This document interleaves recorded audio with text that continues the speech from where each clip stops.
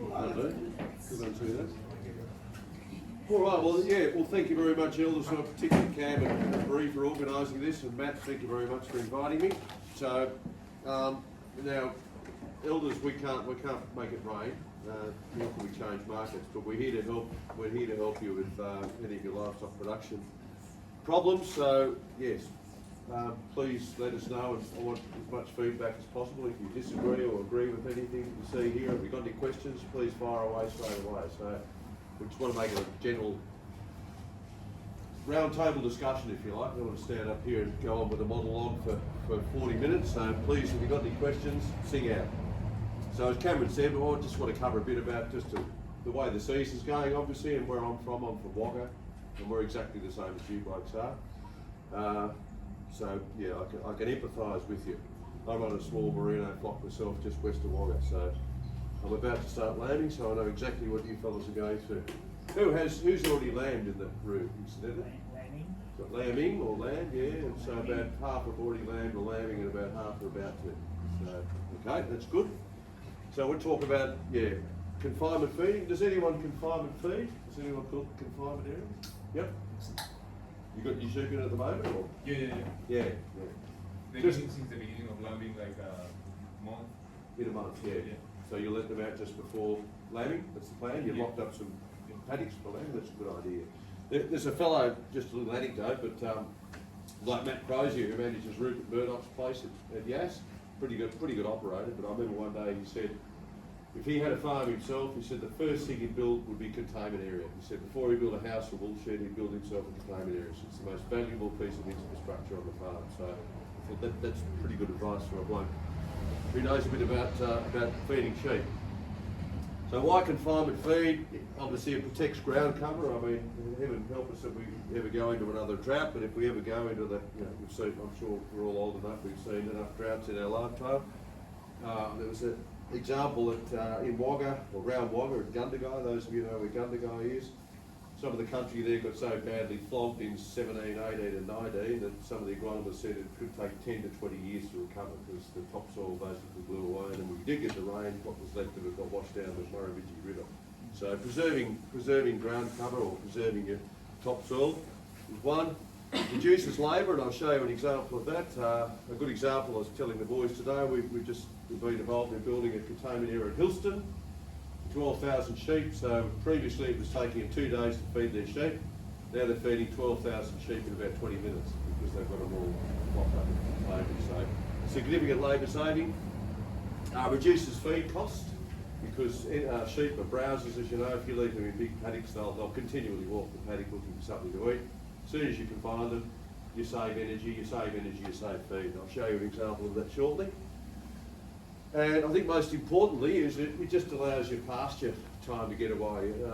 Grass grows grass is the old adage, so if you leave some grass there and leave a bit of a leaf blade on it, when we do get rain, which we will, I'm confident we will, then the grass will respond because the leaf is just a solar panel. Take the solar panel off, it'll never grow. But if you let some growth get away and let it get going, then as you would know, the sheep will struggle to keep up. So what's the setup? Basically, yeah, you don't need to spend a lot of money. Quite a few people in New South Wales, I don't know what happens down here, but they've had grants from our local water catchment management authority. So yeah, if you can mount the argument that you're going to preserve ground cover and stop erosion, then there were grants available to help with the infrastructure cost. Really, it's just a few rolls of hinge joint or fabricated wire, some steel posts, and a few end assemblies for gates, and troughing, of course, for water. So it doesn't take a lot to build, and as I said, I think you amortise the cost of a containment area over the next 20 or 30 years. You'll pay for it multiple times. Ideally, you want to aim for about 5 metres squared. So a lot of people have built dual-purpose containment areas, if you like, so they can use them as a feedlot later on for feeding lambs. So they build a 50 by 30, which is 1,500 square metres, which will hold about 300 sheep, which seems to be the ideal number for lot feeding. Or if it's contained feeding, you can probably squeeze them up a bit tighter. But a 50 by 30, or you can double the size if you like. The layout, I'll show you a few examples of good systems, if you like. that's a pretty fancy one, as you can see. There's quite a few of those yards around where they're automatic feeders. They fill automatically. Once those feeders reach a certain level, they fill automatically. Not desirable for containment feeding ewes. That's more for feedlot situations. For containment feeding ewes, we're really better off having a trail feeding system or a ration system, because I'm sure everyone will know if you put ewes in a yard with self-feeders, you'll have half of them turning into monsters and the other half starving, because the bullies tend to take over. Good water access. Water is probably the most important nutrient. So yeah, a common mistake I see is people get everything right, with perfect feed set up, and they forget about the water. If you don't have good water, you're wasting your time. So the old adage, you can feed poor quality feed and good water. You can't have good quality feed and poor water. So water quality. Most people here, I suspect, are on the system. You've got trough water. Yeah. So you're lucky in that respect. Useful to have it close to the yards. Obviously you don't want it on the western side of your house, but if it's close enough to the yards, if you've got access to the yards, it's a good way you can remove those shy feeders, which we'll talk about shortly. You don't need to spend a fortune. That's my little setup there. I've just got channel iron, if you like, purlin, roof purlin, tech screwed to tyres. There's just a couple of tech screws on each one, so you don't need to spend, massive amounts of money buying flash feeders. You can make them pretty cheap yourself. That's an 8 metre length of C-section, just tech screwed to some tyres. The reason, if you put it on tyres, it just stops them standing in it and fouling it up. If it's on the ground, they tend to stand it and crack it and so forth. So if you just get it off the ground, it keeps it a lot tidier. That's a bit flasher one there, a bit more expensive, but that system works really well. Does anyone, I know no one's would have used it, sorry, what's your name? William. William, how are you feeding yours? We're using Roma grain fuels. Are you using self-feeders? Okay. They're not over-consuming? We try to make the setup really small so they struggle to get something out of it. Yeah. We have a really small mob, it's only 250 merino ewes. Yes. And we are giving them around, to the 200, we're giving them 500 kilos 2 times a week. Okay. And it usually takes more than a day for them to be able to get over that feed. So they're feeding, you give them 500 kilos, that lasts them a week, and if they go a couple of days without grain. Yeah, I know they cannot get it all, they cannot go through it all in one day. Oh, that's good. They try their best, yeah. Because it's really difficult to done the way we have it set up. Have you got the advantage feeders or the? No, Roma. Roma, okay. So you were going to touch on if they were to run out of time. Yes. If they were to run out, that's That is a bad thing, yeah. On grain, because obviously the rumen, there's two sorts of bugs in the rumen. There's the cellulose digesting bugs which live on grass, and there's grain digesting bugs. So as soon as you start feeding grain, you change the balance. If you stop feeding grain, they'll naturally default back to the grass eating or grass digesting bugs, and then if you suddenly go and feed grain again, you finish up with acidosis. Exactly so. So more than 48 hours off grain, you've almost got to reinduct them and treat them as if they haven't had grain before, because that bug population will have reverted back to its default position, which is a grass digester. So how are you filling those trays? One you have Just with the side delivery bin. Yep. Pretty accurate. They get about half a kilo a day. Yeah. Plus some straw. There's some barley straw over the corner here that you can't see. So I'll go through that in a sec. So many people here cutting and storing barley straw or wheat straw, keeping your stubble. Yep. Yeah. So it's a good practice, because I'll show you shortly. I mean, it's cheap energy, and it can supply nearly half the energy for your ration for your containment feeding. And barley straw is really good because it is quite digestible. Troughs versus barley straw, wheat straw. Barley, yes, Graham. Yeah. Barley straw is the best, then wheat straw, then durum wheat. If anyone's growing durum wheat, that's a little less digestible. But yeah, barley, wheat, triticale, if anyone's growing. Oats is probably the worst. Oats is the worst, unfortunately. What about bean straw? Bean or pea? Yeah. Yeah, but okay, but not as good. Barley stubble's the best, yeah. Some of the bean and pea stubbles, they can get a bit of fungus on them, yeah. Yep. Okay. Yep. Barley's best, yes. And you blokes all grow barley, don't you? We're in barley heaven here, aren't we? Yeah. So troughing is quite cheap to set up. You've got the only thing is the drawback. You've got to feed daily, and if you don't set it up properly, it does get quite easily soiled. Self feeders are obviously better from a labour point of view, but it's a lot harder to manage intake, particularly when you're dealing with big mobs. I think someone's actually done the calculation. If you wanted to do it at maximum efficiency, you've got to have a feeder per 30. So yeah, I don't know too many people who want to be investing in that many self feeders. Yeah. And that's just a bully factor then. That's just the bullying factor, exactly, yeah. If it's lambs, if you're feedlotting lambs, it's a feeder per 100 because you can have them wide open, but when you're trying to restrict intake with ewes, yeah, it's a feeder per 30.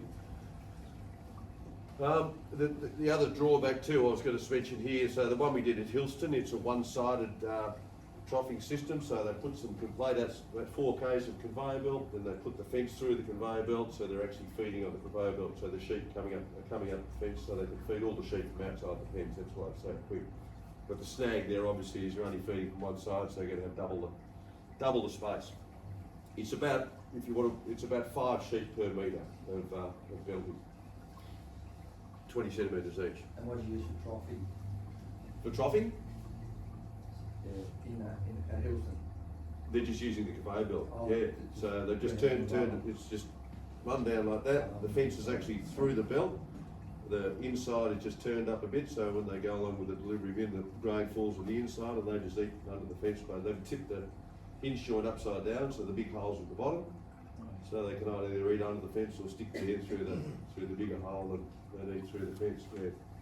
And it's physically on the ground, the rubber's physically on the ground. Physically on the ground, yeah. And because it's on the fence, they're always head first into it, so they, seldom turn their bum around and, soil it. Yeah. Works well. Yard design, try and get a bit of slope, obviously. I don't like that system there. That's bad. Having shade is really good, but if you're going to have shade, you've got to have trees. That system there is a sheep killer. If you get a 40-degree day with no wind, they pack up under there. The humidity rises. The ammonia levels rise because they're urinating in there. You'll finish up with respiratory disease, and they just actually, you're better off without shade as opposed to having that. So if you're going to have shade, make it high, make it spacious, or have trees. Just before you go any further, so there's the auto feeders. Yes. The big long. Oh yeah, the shepherd ones or the So, ones, yeah. going back to feeding ewes, you put them in the same category as a lick feeder? Yeah, they're fantastic because you can control the intake. Yeah. You can meter it out, per day. I know the bloke at Tamora that actually built them, he's got them in his paddocks now. He can actually control their daily intake. Yeah. So that'd be better than lick feeders for. Well, they are, ewes. but they're more expensive. You'd have to they're per head per day or per machine. But if you were going to amortise it over 50 years, you could probably justify it. But it is more expensive. I mean, the Rolls Royce option, don't get me wrong, but more expensive. Water, as we said, try and put the water at the opposite end of the pen to the feed, because obviously where the feed is, they'll stir a bit of dust up, and it's that feed. It's not the colour of the water. So even if you've got dam water in troughs, they don't seem to mind that. But if it gets a layer of dust on it, because it'll be fecal dust from in the yards, they won't touch the water. So if you are going to put water in, the best yards I've seen put the water on the western side, because that's your prevailing wind, so any dust that blows is not going to be blowing over your troughs. So yard design, here's a few. This is a fellow in South Australia designed this one actually. So he's just got a common feed pad. He's got a concrete feed pad outside the yard. It is more time consuming, so he runs his feed out, lets that pen out, lets them eat, runs it back in the pen, does it again, runs back, etc., etc. More time consuming, but quite cheap. And the advantage is you're not driving in the pen, so you're not running over ewes or lambs, and you can feed quite quickly, albeit you've got to be changing pens all the time. But that's the cheapest design. Second design obviously is feeding within the pens, but having a spare pen, so you've got 4 pens with 3 mobs, so you feed here, sheep in, feed there, sheep in, etc., etc. So you've always got an empty pen, so you're not driving through the pen and running over sheep. This one here, putting the feeders, this is the one I was talking about at Hillston. The feeders are actually on the outside of the pen, so you can feed along the laneway here, not going into the pen. But you do need, as I said, twice the amount of feeder space because they're only feeding from one side. more expensive, but much more efficient. Animal husbandry. Any questions on yard design? I mean, yeah, there's umpteen websites and things. If you just look up drought feeding guides or containment feeding guides, there's myriad of examples of how to design a feed yard. Animal health wise, once you do go into the yard, it's a good idea to give them firstly a vaccination, particularly if they haven't had one in the last 6 months. So the pulpy kidney component of the vaccine only lasts at the maximum 6 months. So generally speaking, for ewes, that's enough, because we've got, we're giving a pre-lambing one. By the time they finish lambing, we're going into summer. You're not going to rocket fuel after weaning, so they're generally enough to get them through to the next lambing session. But if you are going into containment and you're going to be feeding them a high grain ration, in some cases that represents quite a dramatic change in feed. They're coming off a low feed base onto a high quality feed. So giving them a 5-in-1 with B12 preferably, because that will improve feed efficiency, is good policy. An AD&E, particularly in a drought year, we will see some vitamin A and E deficiency. So you might see some blindness, or you might see increased coughing, so a bit of respiratory disease. So A and E particularly are really good for the immune system. Recharge the immune system, or multi-min if you're that way inclined. But either of those products just boost the immune system, so you get a lot less respiratory disease, a lot less pink eye, all those sorts of things. Couple of seats up.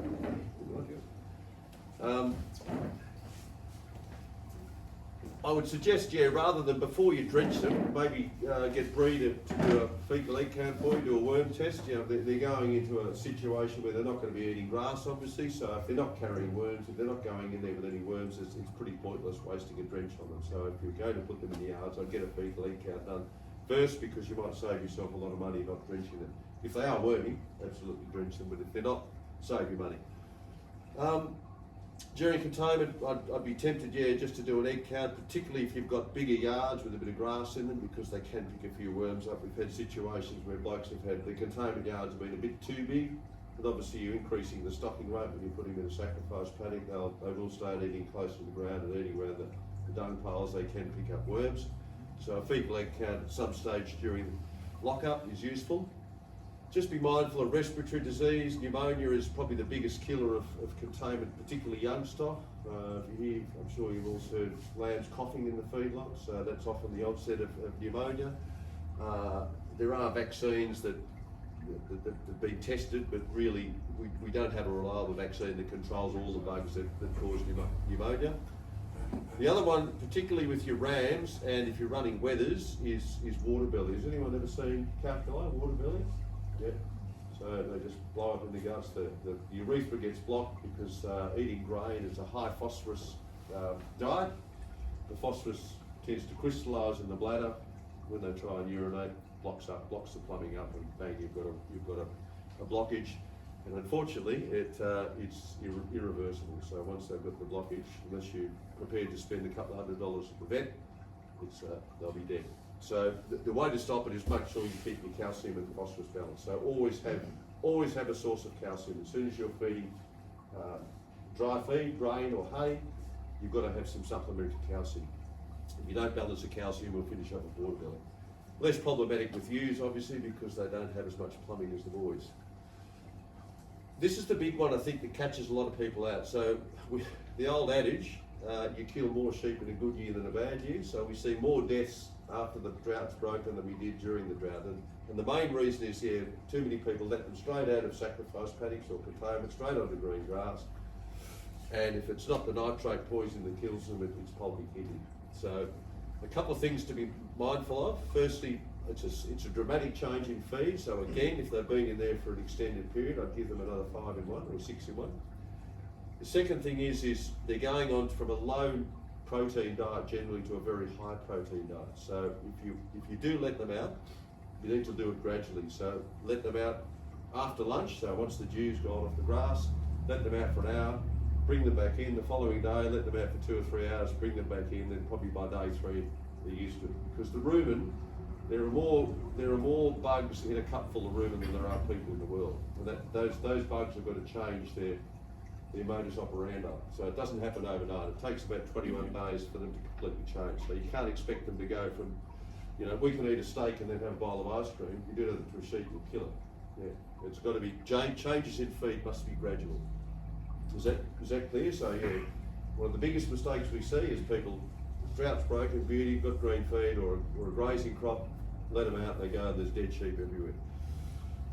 The common issues while in the feedlot, as I said, so grain poisoning. If you are feeding, particularly once you get over half a kilo a day, it is advisable to put a buffer in the grain, not just to stop grain poisoning events, but it actually will improve their feed efficiency. So, you know, it adds cost to the ration, I will concede, but it will improve your feed efficiency by 20 to 30%. Poppy kidney we've discussed, pneumonia we've discussed, worms. Preg tox, so obviously if you've got pregnant ewes, who scans their ewes for twins and singles? Most people? Yeah, good. So you know that your twins are obviously a higher risk mob, so yeah, they're always going to be the ones that are susceptible to preg tox. If you want a cheap tip, keep some Coca-Cola with you. So if you get one, if sheep go down, just drench them with Coca-Cola for preg tox. It's probably the best way to get them going again. Vets aren't too keen on it, but the manufacturers are keen. It's good for the sheep, bad for you, but good for the sheep.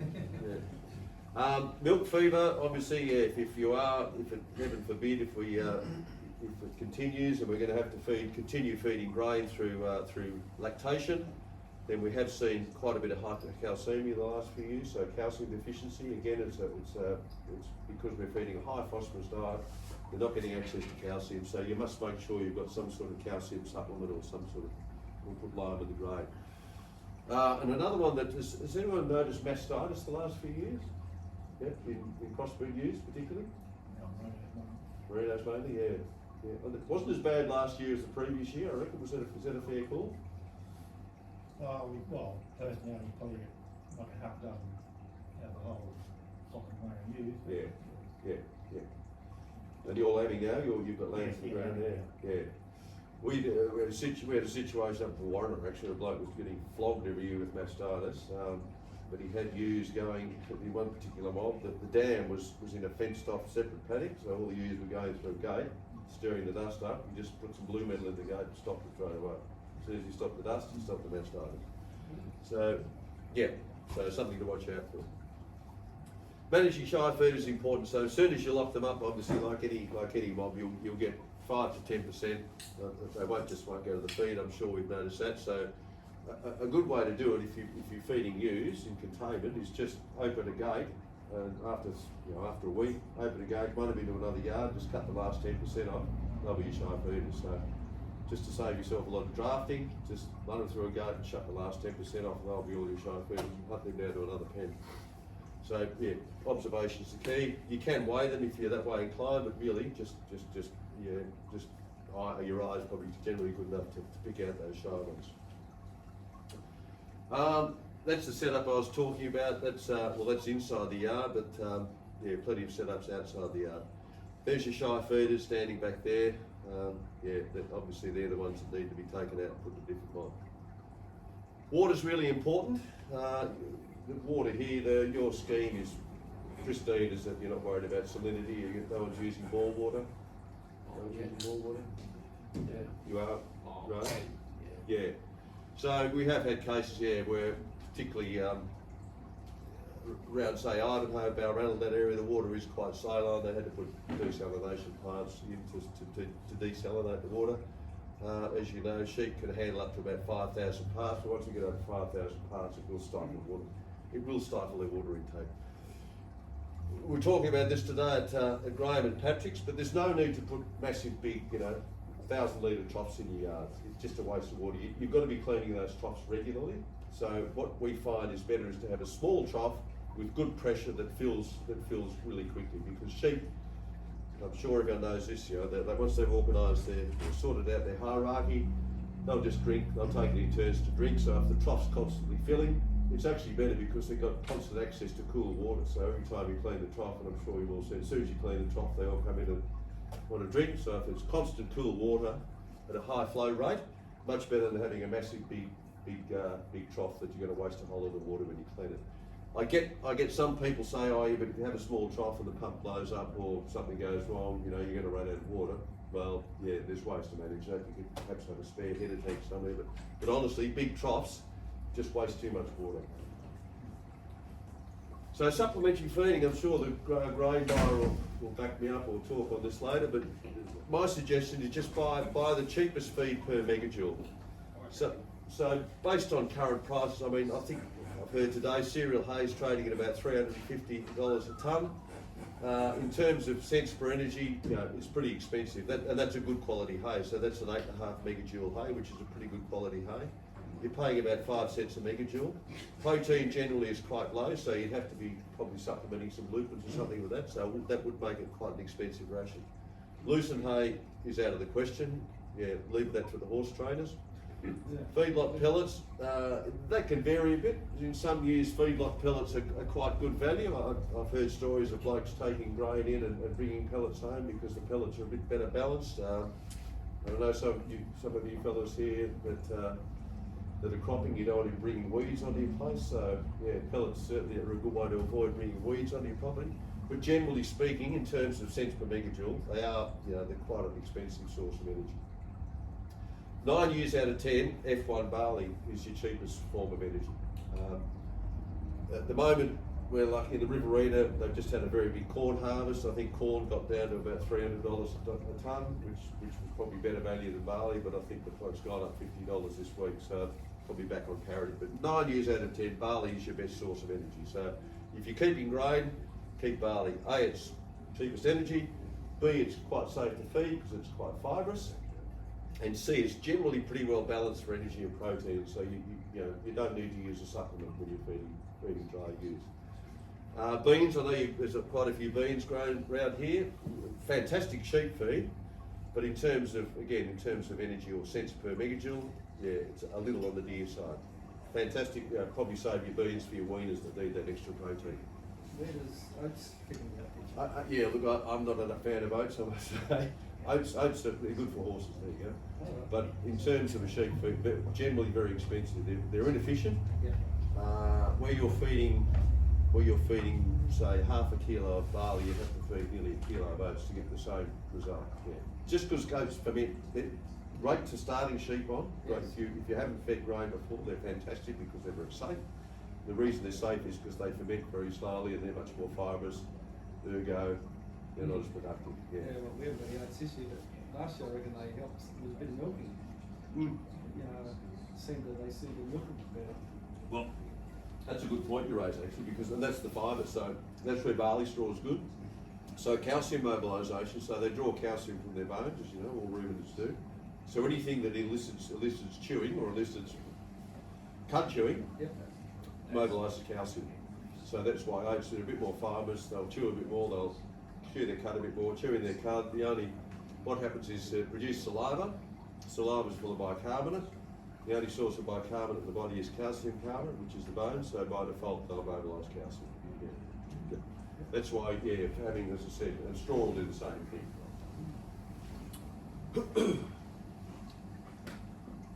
So what do sheep require? So at the moment, a sheep in containment require about roughly, this is a 65 kilograms, so we're talking about your standard Pepin style merino sheep. In containment or confinement requires about 8 to 9 megajoules of energy per head per day. And about 84 grams of crude protein. So they don't require a lot of protein, when they're confined or when they're dry. As we step up into lactation, yes, we certainly need more protein, but a dry ewe is pretty cheap to maintain. So what does that mean? 8.9 megs of energy. How can we quantify that? So if you want to design a ration, and Bree and Cam can certainly help you do this. Has anyone seen one of these? Pearson Square? Yeah, William's nodding your head. So it's quite, if you're using 2 ingredients, and I'll use an example today, Graham, if I may quote you. So Graham's got some, what he described as not very good hay, which is, I might be a bit flattering there, calling it 6 megs, but it's, we call it 6 megajoules. Your ration needs to be 9 megajoules, that's their maintenance requirement. So how much grain, how much hay do I need to feed? It's just a case of taking that from that. So I need 3 parts, 12 minus 9 is 3, and 6 minus 9 is also 3. So I need 3 parts, total there is 6, add those together. 3/6 or half of that ration needs to be hay, and 3/6 half needs to be barley.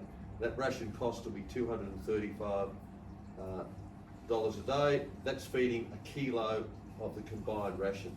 Now we can start to manipulate these figures. So let's suppose, for instance, they're eating a bit more hay than we budget for. So we can actually drop that figure back to 8 because they might be eating 1.2 kilograms instead of 1.3 or instead of 1 kilogram. So we can feed a bit more hay and a bit less barley, which makes that ration a bit cheaper. But if you are feeding 2 ingredients, just let Bree or Cam know we can work the figures out to make A, to make the ration as cheap as possible, and B, make sure that the sheep are getting sufficient energy to maintain their body weight. Does that all make sense? It's a bit complicated. There is a second part to it. There's what we call the NDF limiter. So you might argue, well, why don't I just feed them barley straw and nothing else?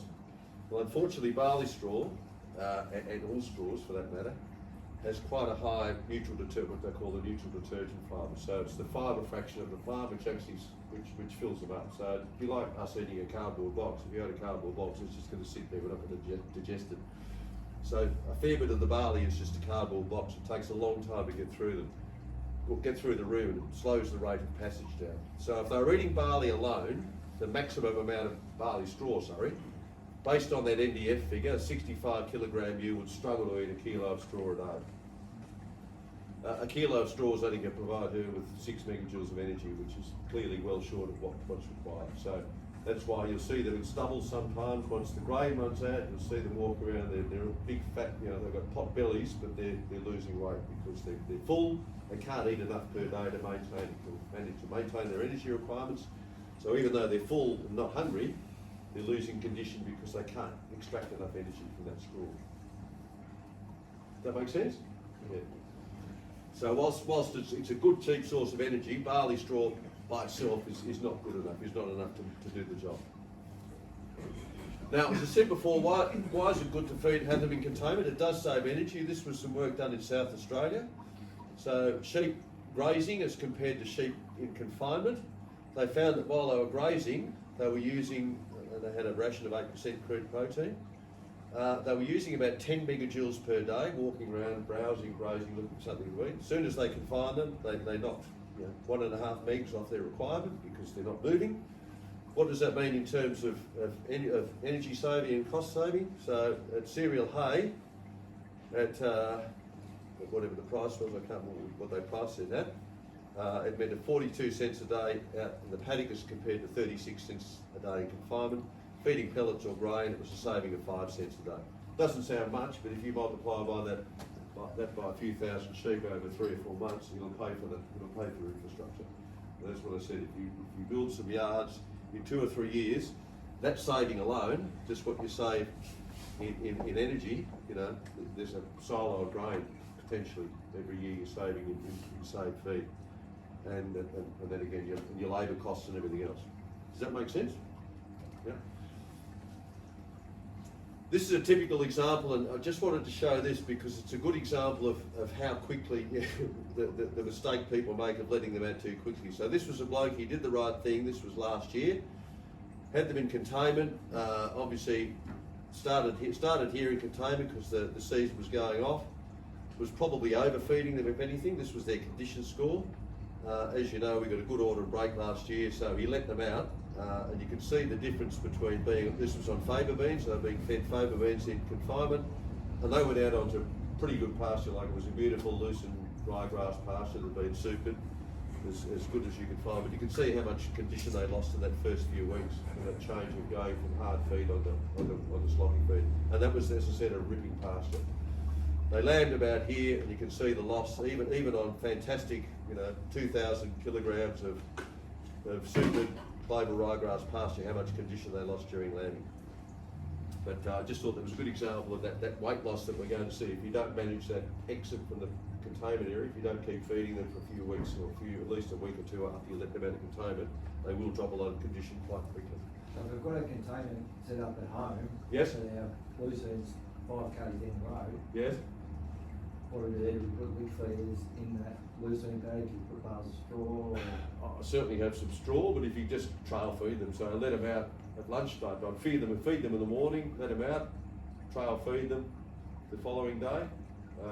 Not in the green. they've got to go back into a. Well, it depends how lush the lucent is, I suppose. But yeah, ideally bring them back again for another burst, and then let them out. But continue to feed them grain. Don't just snap the grain off. It's like it's the same as inducting them. You know, you don't just go and feed them a kilo of grain the first time you feed them. You've got to build them up, and you've got to take them back down, because that rumen bacteria takes a long time, or quite a while, to adjust to the change in feed. I'm sure we've all seen it. You put them on a grazing crop, and what happens with the first week? They just it's going through them like a packet of salts, just through the eye of a needle. Well, that's just that sudden, that shock to the rumen. If you feed them grain, grain's a great buffer. If you're changing feeding grain through that transition, just buffers the change in bacteria, helps them adapt. You So won't would it be lose the better condition. if you were putting them straight out into, like you said, a heavy lucerne pasture, Yep. if you use something like your oats, which aren't such a high source of protein, but Yep. just a bit more fibrous, would that be Yeah, better yeah, than that's trail what oats. feeding? Yeah, good point, Patrick. Yeah, oats would be quite good. You could keep filling them up with oats and get them until they adapt to the green food. Yep. Another tick for oats. You can't do that in a grain feed paddock, because I'll keep going to grain feed for a while, so. Yes, they will, exactly. They'll go. That's why fill them up, give them a feed of grain before you let them out, and then you can bring them back, or don't bring them back to the yard, just get them on a laneway or a road and feed them grain again. Just make sure you keep a bit of grain in their gut to just absorb all that extra nitrogen. So how much can they eat? So yeah, a ewe can eat roughly 3% of a body weight on grain, which is why if you put them in I'm sure we've all killed sheep with acidosis. If you put them in a yard with feeders, they'll just keep eating until they kill themselves, basically, because there's not enough fibre there to slow the rate of passage down. So that's why they overconsume on grain. Good quality hay, they can eat 2 to 2.5% of their body weight. Straw, as we've said, they're back to about 1.5% of their body weight. So that's why straw by itself, or poor quality feed. And this paddock here, this was a lifetime ewe group. This is at actually just opposite the cotton gin at Carrathul. Cotton gin is at Carrathul on the highway. So this is one of the AFA properties. The feed looked okay. It was quite green, but you can see there that was only about, the NDF of that was cutting it back to about 1.5% of their body weight, so they're only getting about 950 grams of that. Tested out at 6 megajoules, meant they were getting about 6 megajoules a day. Hence they were losing weight, despite how good the feed looked.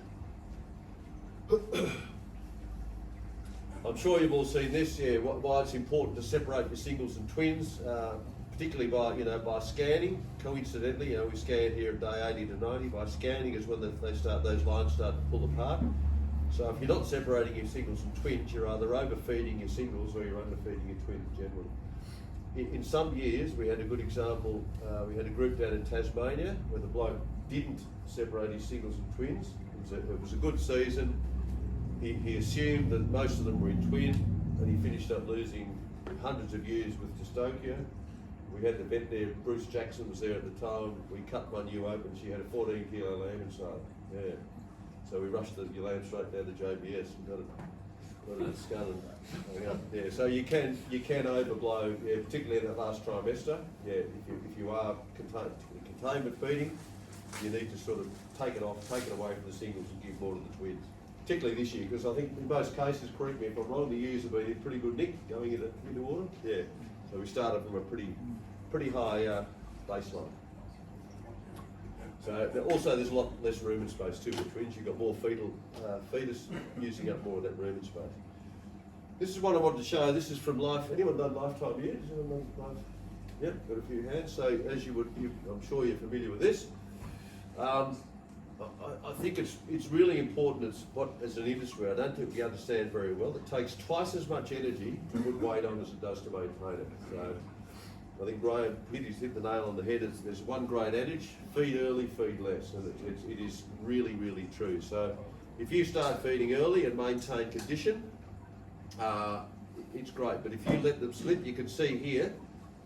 If you're 5 megajoule, if you've got a 4 megajoule deficit, they'll lose half a condition score in a month.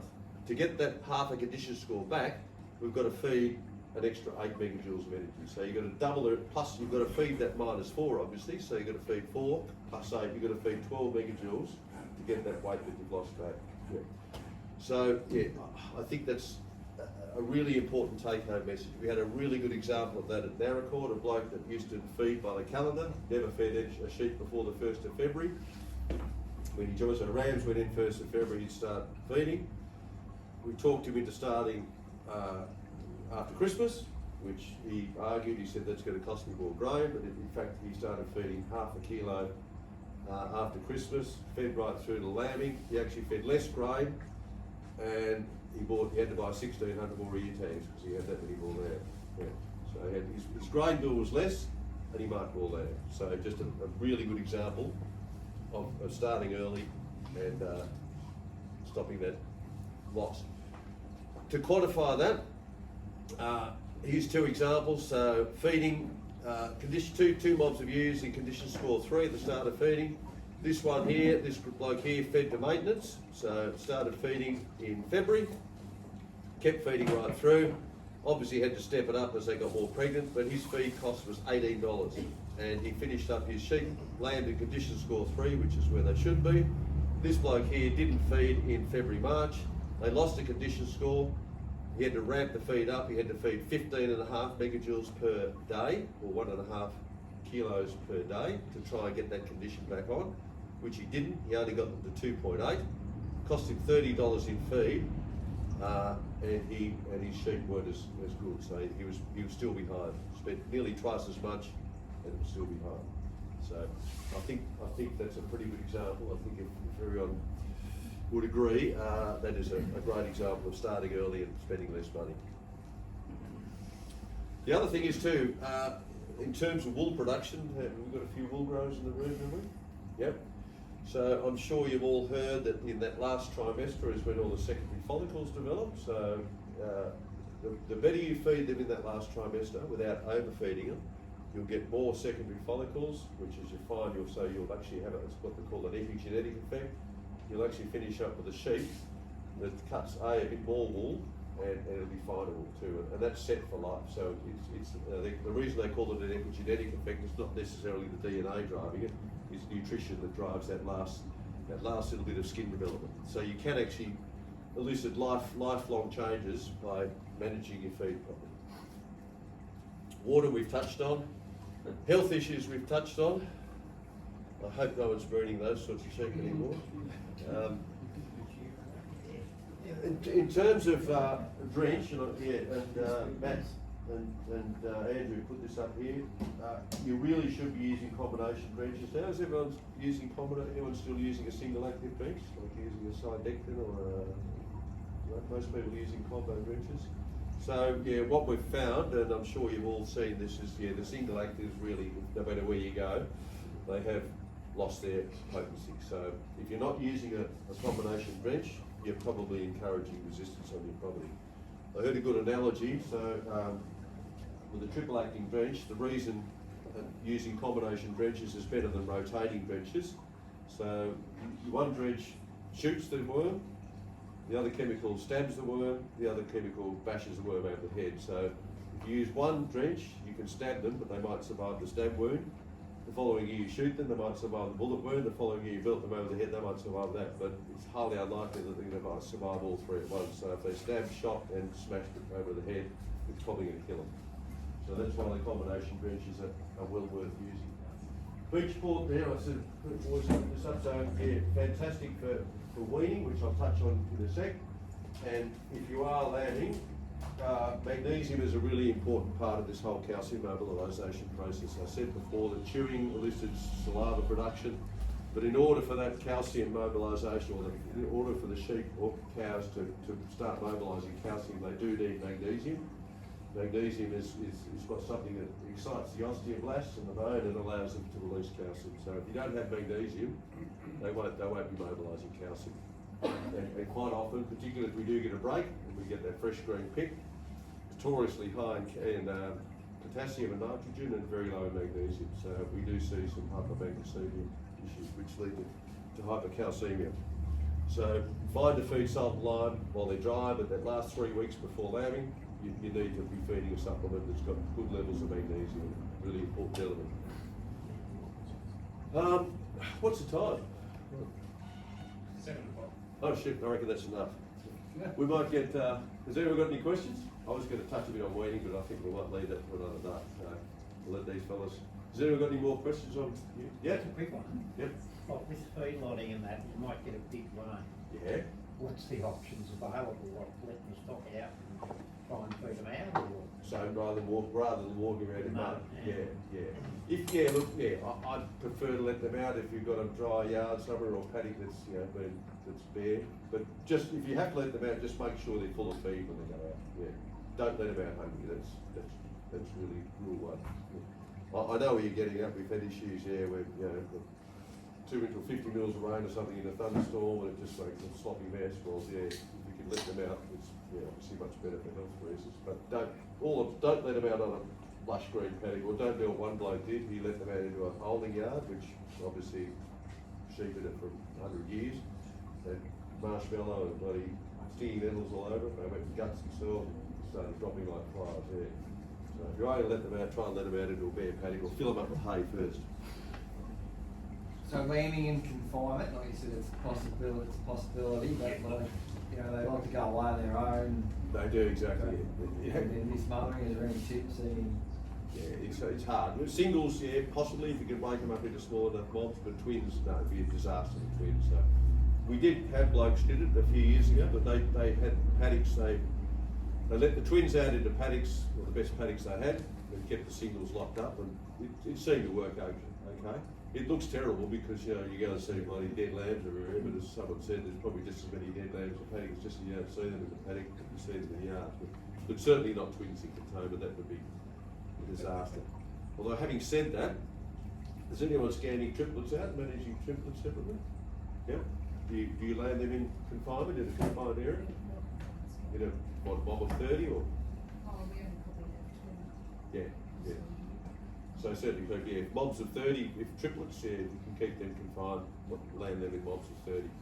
Triplets are really hard to manage because if you overfeed them, the lamb finishes up too big and you'll kill the ewe. If you underfeed them, the lamb's too small, you get a cold night and kill the lamb. So they're hard work. I think a lot of folks just advertise and sell them, let some hobby farmers buy.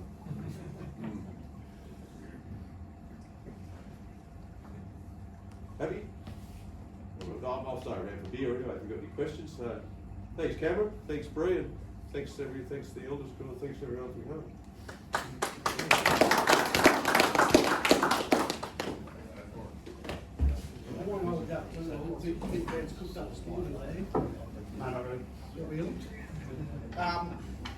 I'm Tim from Wirral Transport and Trading. I suppose I've dealt with a couple of this. And Wirral Transport and Trading from the merger of a transport business and trading business. At the moment we're moving, sort of hay going down south, it's been dry. I'm only on the grain trading side of things. Grain at the moment, I suppose, about a month ago,